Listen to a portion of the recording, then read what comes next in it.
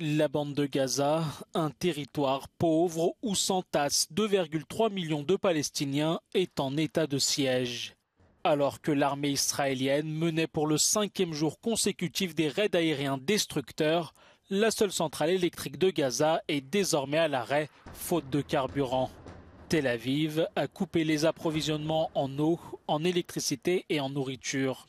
Les hôpitaux qui manquent de matériel sont débordés par l'afflux de blessés. Selon les autorités palestiniennes, les frappes israéliennes ont déjà tué 1055 personnes, dont de très nombreux civils. Les sirènes ont à nouveau retenti en Israël.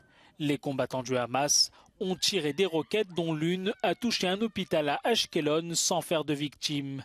Selon Tel Aviv, depuis samedi, plus de 1200 personnes ont été tuées en Israël, pour la plupart des civils. Face à la gravité de la situation, le Premier ministre Benjamin Netanyahou et l'un des principaux chefs de l'opposition Benny Gantz ont annoncé un accord pour créer un gouvernement d'urgence sur la durée de la guerre.